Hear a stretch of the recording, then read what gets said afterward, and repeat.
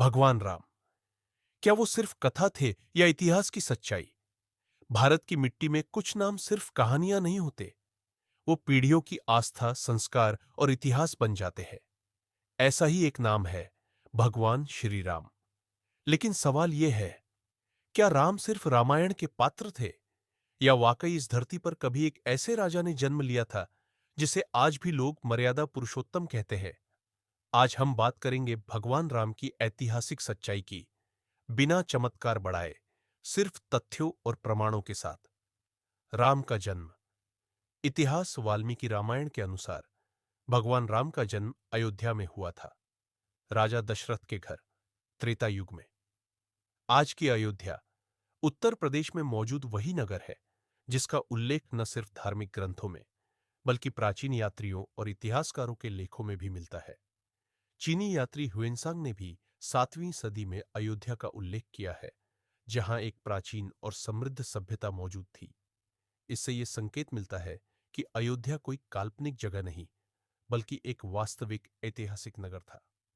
राम एक देव नहीं, एक आदर्श राजा राम को सिर्फ देवता की तरह नहीं, बल्कि एक मानव राजा की तरह प्रस्तुत किया गया है। उन्होंने वनवास स्वीकार किया, राज्य छोड़ा, पिता की आज्ञा को सर्वोपरि माना। इतिहासकार मानते हैं कि रामायण एक ऐसी काल की कहानी है जब राजा सिर्फ सत्ता नहीं, बल्कि नैतिकता का प्रतीक हुआ करता था।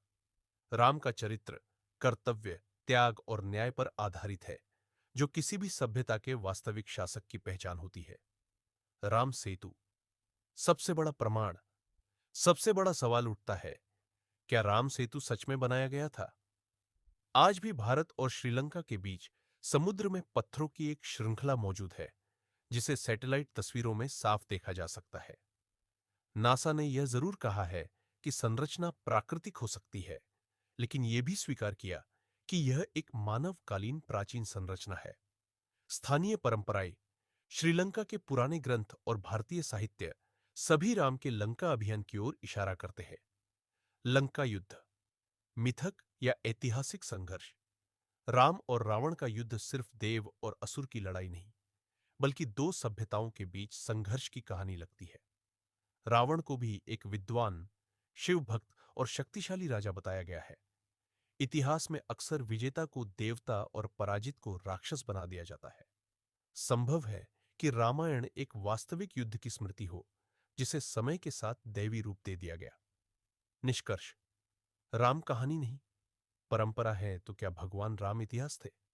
साफ जवाब है, राम को पूरी तरह नकारा भी नहीं जा सकता और पूरी तरह सिर्फ कल्पना भी नहीं कहा जा सकता।